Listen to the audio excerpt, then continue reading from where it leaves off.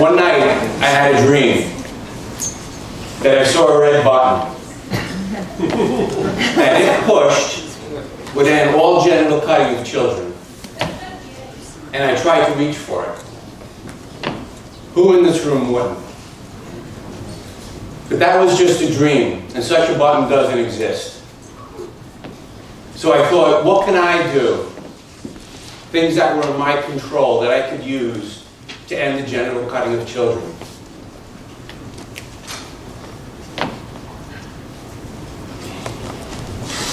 And trying to convince men that are cut and think that they're fine. Parents that cut and think what they're doing is beneficial. And intact American men who think they're socially disadvantaged. And another way of saying how do you convince large groups of people is marketing. And the difference between marketing and advocacy is that marketers are customer oriented. So I need to know, who are my customers? What are their wants and needs? And how do I appeal to them with my messages? And when you drill down to the very essence of what we're about, we as intactivists, what is the most important thing we do? We communicate. We communicate our ideas. We communicate our values. Communication is the most important thing we do. Ideas and values are the most important thing we sell. Now, before I get into all that I want to talk about, I just want to take a few minutes of my time, and I want to thank Marilyn for allowing me to come here and speak today. And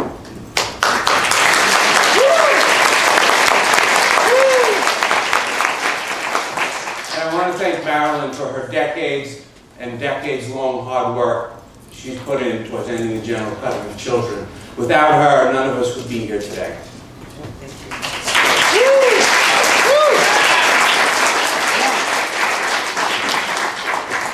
So, what's my background?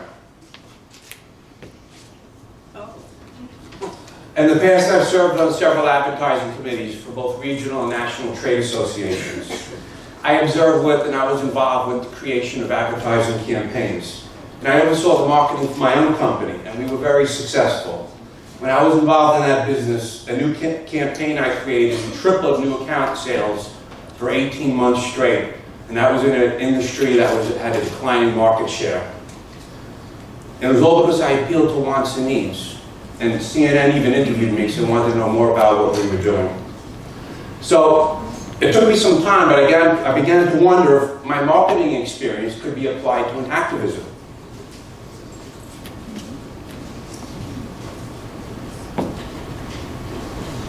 So Intaction was started about 8 years ago. And we started off not really knowing what to do, but I started doing baby shows. And we did all kinds of shows. I was at rock concerts, I was at health fairs, green festivals. And then we moved on, we started doing protests, like a disruptive protest at the Clinton Foundation for their support of African circumcision campaigns.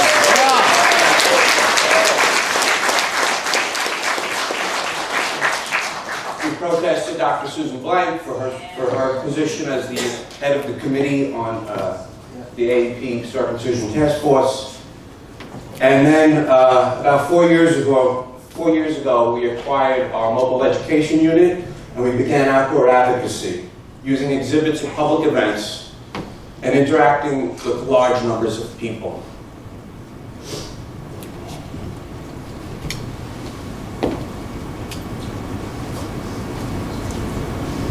And that's provided a lot of insight and experience. And this is what I have learned. First, our cause is unique, so it takes something that's out of the box to reach people. This issue doesn't shock the public conscience like other issues. Circumcision doesn't interfere with or rile up the social order, so it doesn't compel society to take action. It's a marginal issue for most Americans, meaning they don't think it's that important. I mean, after all, millions of men aren't complaining, and while a few babies may die or be seriously harmed, people think that any medical procedure has a few mishaps. and it won't happen to them. You know, circumcision has been ingrained over thousands of years, so the chances of a red button solution are remote. So I felt I needed to do something different to break through this apathy. The challenges unique to the issue forced me to consider methods not typically used in advocacy. And while I hold the issue of genital integrity to be a very serious matter, I had to allow myself to step back and try the best I can to view the issue from the perspective of the average person with their biases and misconceptions. And then I thought, perhaps I didn't have to convince people that circumcision was the most important issue, critically important as the first order of business. But could I, with humor, seduction, flirting, sensuality, and some stimulation, get people to think that maybe there's something a little special about foreskin? Does it really matter if I can't convince them circumcision is bad, but if instead I can convince them that foreskin is better? I mean, does anyone want to admit they made a dumb mistake, like ever believing circumcision was a good idea? No, nobody wants to admit to making a mistake. So why should we force them to? Maybe over time, when the time is right for these people, they'll come up with their own psychological patch that'll allow them to get past it.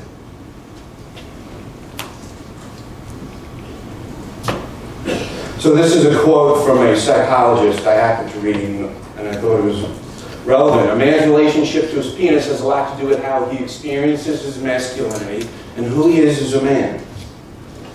So, if I was to portray cut men as victims, or as damaged, or as mutilated, without their consent, is it surprising they would reject those messages? On the other hand, can I get a cut guy to say, I'm cut, my sex life is great, but this foreskin is a little intriguing. It's a mystery. It's an exotic indulgence that only some guys get. Can I shift their perception even though they can't change their body?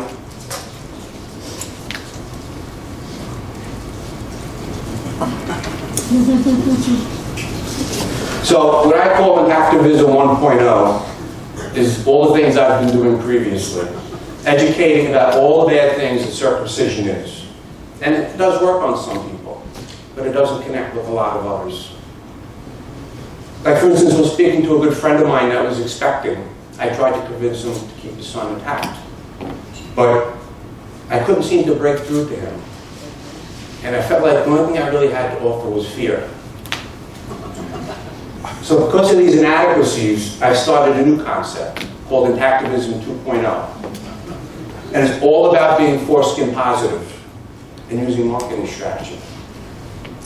It's all about the positive aspects of foreskin, because we just can't be against circumcision. We have to be for something. We have to be for foreskin. In our working group, we've called it the Foreskin Revolution. And the Foreskin Revolution was a concept by good friend and activist Mike Winnow from Australia.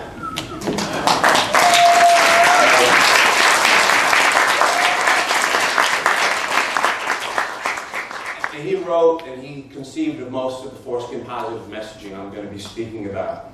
And together with my marketing and advertising background, we mashed it up together over many months.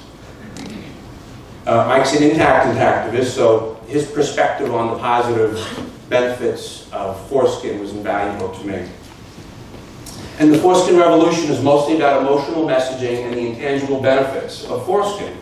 Our primary message is a foreskin positive, and all the while being careful not to put cut men on the defensive or threatening their ego. And just briefly, the Foreskin Revolution is very different than protests and demonstrations. Those are different activities with different goals, so I just don't want to confuse the two.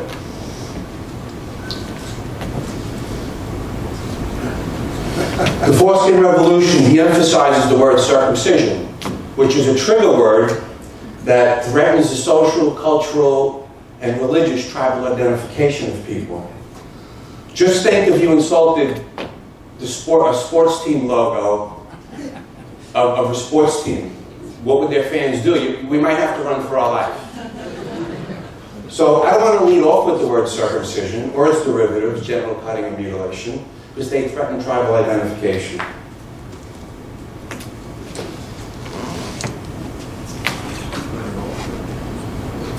So I'm sure most of you are familiar with message framing. Message framing is the context and approach that is used to construct communications and information. When we communicate, we're creating a frame, the stage, the movie set that tells our story. So let's create the frame that gives us the most advantage. It's a blank canvas and it's all ours. So let's create one where our competition is the weakest. And it speaks to what people would be most receptive to. And it speaks about all the good stuff we have to offer. The foreskin revolution gets away from negative framing. Now, some of you may be familiar with George Lakoff. He's a cognitive scientist from UC Berkeley. I know Dan knows him. And Lakoff wrote a book called Don't Think of an Elephant. Because if I tell you don't think of an elephant, what are you going to think of? An elephant. Elephant is the frame. Negating it simply reinforces it. So if I talk about circumcision or cutting or mutilation, what am I doing? I'm reinforcing those very things. Just another example of that was when President Richard Nixon made his famous declaration, "I'm not a crook." What did he do? He framed himself as a crook. When I was a little boy, I thought maybe he was breaking into people's houses or something.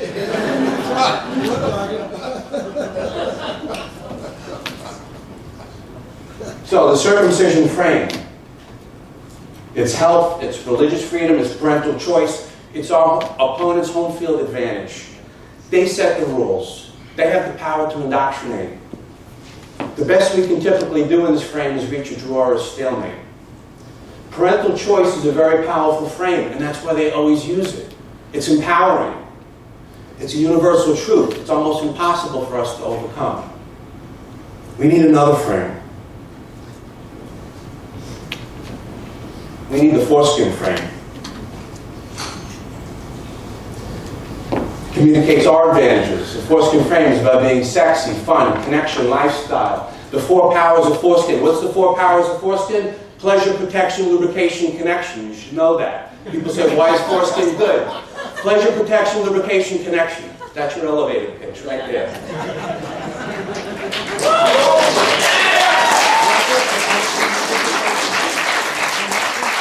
Let's be sexy and fun. When you're in the foreskin frame, the claimed benefits of circumcision seem paltry in comparison. And it leaves the circumcision promoters behind as angry doom and gloom naysayers. And then they'll just turn people off.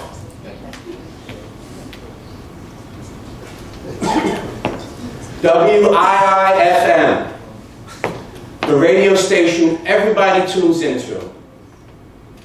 It's received in every country, every state, every city, and every village around the world. Everybody gets WIIFM. And what's WIIFM? What's in it for me? What's in it for me? Imagine your target audience trying to answer that question. If I believe these foreskin advocates, what's in it for me? WIIFM is the stuff that shows what you say matters to those who you're trying to say it to. It's a value proposition. The thing that makes them realize what you're offering is worth their time. Can we figure out a way to answer that question? If I believe in your message, what does it do for me? Can we show them they can derive some personal benefit from our messages?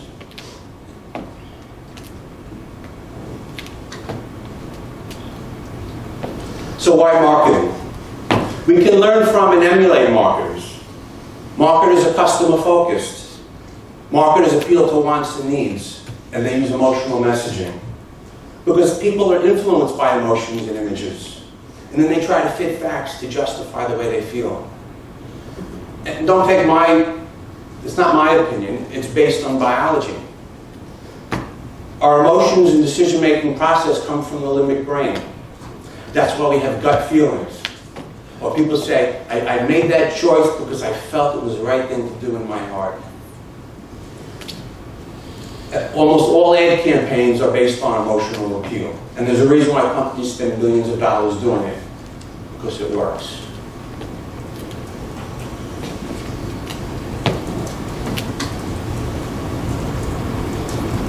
Well, what is marketing? It's about promoting and selling. It's a lot of things, and I don't have time to get into all the aspects. But one thing that's interesting is this kind of an old concept of ADA. When you're marketing, you want to get attention, and that's breaking through with messages, words and images. And then you generate interest by staying focused on wants and needs. And if you're successful doing that, you create desire, meaning people have identified with your message, and then you want them to do something. You want them to take action. So what do we want them to do? We want them to spread our messages. We want them to start conversations.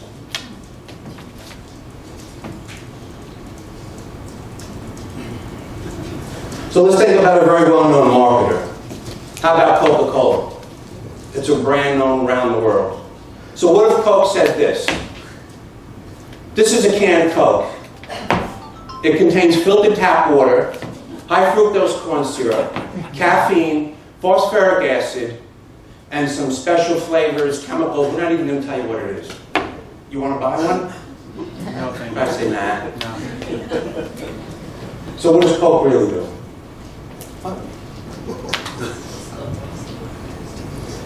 This ad by Coke is one of the most iconic ads ever created in the history of advertising. So if we're going to learn, let's learn from the best. I'm going to try to start this.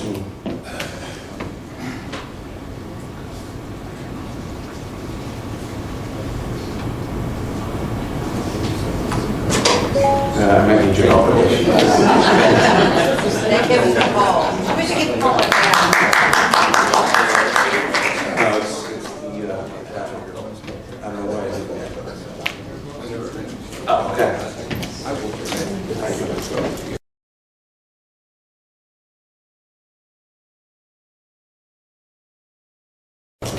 I'd like to buy the world a home and furnish it with love. Grow apple trees and honey bees and snow white turtle doves. I'd like to teach the world to sing with me and follow me. I'd like to buy the world a home and keep it company and the real thing. The world they want to lay on a candy. I'd like to buy the world a coat and keep it company. It's the real thing. What the world wants today. So, what is Coke saying? Youthfulness.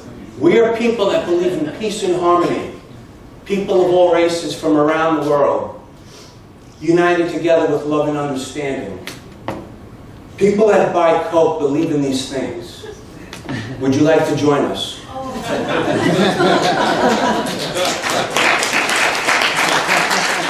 And that's why Coke is a company worth $184 billion selling sugar water.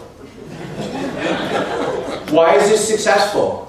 Great messages are built on hopes and dreams. They're universal truths. Our messages need to be designed to appeal to the interests of others. They should speak to the wants and needs of our target audience. We have to realize what we want and what our target audience wants is entirely two different things. You want to prevent the genital cutting of children. They don't care about that. What we have to do as foreskin marketers is figure out how to align our message to their wants and needs. And to do that, we have to step out of our shoes and get into the shoes of the people we're trying to communicate to.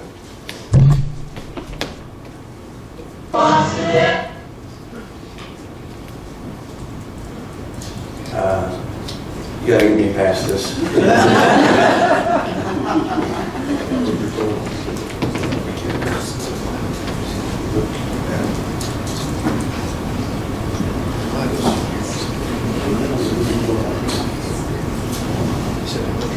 Escape.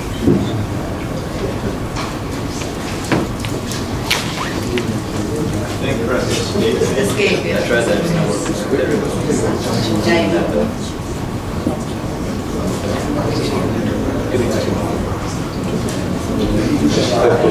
Oh, that was, Okay. So we have the Foreskin brand. What is a brand? A brand is a promise. It's a personification. It's a word association. It's the sum total of all of the emotions, thoughts, images, history, and possibilities of what you're offering. It crystallizes what you're about and what you believe in. So, why does foreskin matter? It's not human rights. It's not a medical listing of anatomical features. That's not strong enough, and it's not a brand.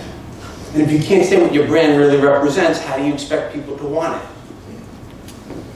Mike Wood and I, we believe foreskin is about being fun and sexy. It's about connection to oneself. It's about feeling pleasure and connection. It's about loving oneself. It's about connecting with our potential and rethinking who we are. It's about oneness and wholeness. It's about human empowerment and human encouragement. It's who we are as men and women, mothers and fathers. It's about who we are as human beings. These words offer visions of a better future. It's hopeful speech, and our feelings of optimism can be stirred by the beauty of these words. And the brand is a reflection of the people who embrace it. The messages that cause the strongest response in people are those that appeal to their deepest hopes and needs. Back to WIIFM. By believing in the foreskin brand, our audience can aspire to these ideals. It's about how that makes them feel and how they are seen by others. And we all have foreskin. Everybody in this room has a foreskin. Marilyn has foreskin. I'm cut, but I have foreskin. There's still a little piece left somewhere. Everyone has foreskin. We are all foreskin brothers and sisters. So taking all these ideas and concepts about messaging, branding, marketing into account, we had to come up with an outdoor campaign. And an outdoor campaign is a very brief impression of what that people see. It's not like Brendan's movie where he's got an hour 41 time to go through all the nuances of the issue. It's something that's very quick. So we needed something that was edgy, seductive, has a chance to break through, can be said in 12 words or less, and establishes our brand. I created the domain name Foreskin.life because that brings people to our website, because foreskin is a part of life. It's a lifestyle, and it's our brand. So I introduce you to Drum roll. Foreskin,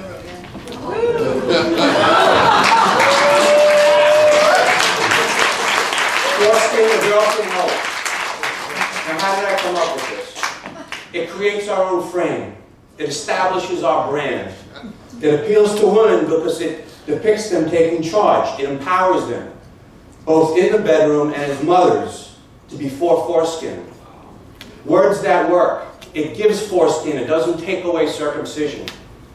It's fun, sexy, seductive, and foreskin positive. It reaches men through women because what straight guy wouldn't like a sexy woman pulling his clothes off?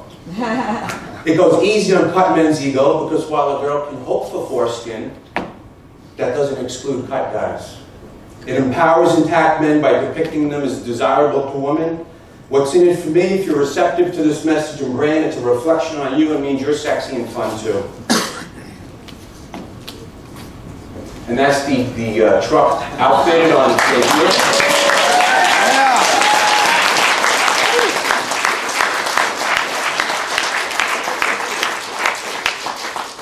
That's another couple, the other side of the truck.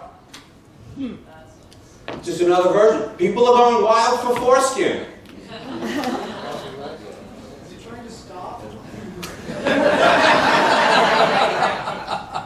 This is the back of the truck. It's a group shot, and it's just sexy and seductive. It's cool. So, on our debut, what happened? Results. Traffic to our website more than doubled. And that's without any Google organic search. It's just people had to type in Foreskin.life into their browser. I had a mother come up to me, this lady. She says, I want to speak to who's responsible for this. And all of a sudden, whenever somebody says that, a path opens up to me. And I said, uh-oh, now I'm going to get it.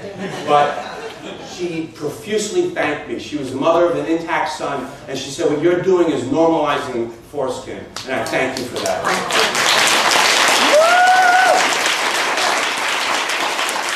Our advocates also noted a lack of aggressive debating and negative comments from the public.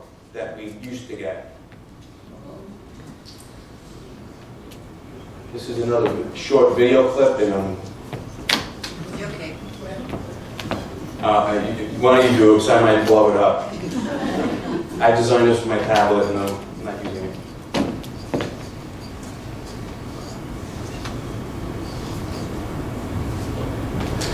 This guy, oh, all right.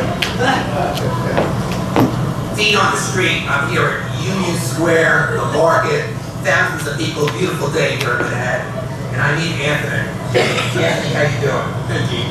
Foreskin, tell everybody about Foreskin. We're here to tell people that foreskin is awesome. How does Foreskin make you more pleasurable? Well, foreskin is about four powers of the foreskin. There's pleasure, protection, lubrication, and connection. Wow. How do people follow Foreskin? They can come to our website at Foreskin.life and learn more about the foreskin and what it has to offer you. Listen, thanks for being on the street. Until next time, catch you on the street. Talking to the mic. Just having fun with it. Why get it down and we have fun? So that was a retired, successful Jewish businessman, as he told me. And typically we might think that he'd be put off if he saw circumcision, blah, blah, blah. But he thought this was the wildest thing he ever saw. We also have foreskin positive exhibits. That's a cutout of Michelangelo's David. People love sticking their face there and taking pictures. And David has a foreskin. I don't care what anybody says. So, in conclusion, Intaction is looking forward to a fun and successful 2018 campaign, which we'll go through to November. And let's try to think of ourselves like marketers, where we entice rather than demand, where we're focused on people's emotional wants and needs, and trying to get our messages synced with that. When we stay in the circumcision frame, we're limiting ourselves to what our opponents want to talk about, and thus we're limiting the change we can create. When you're in the foreskin positive frame, there are no limits, because there are no limits to people's hopes and aspirations. So let's have foreskin for the win.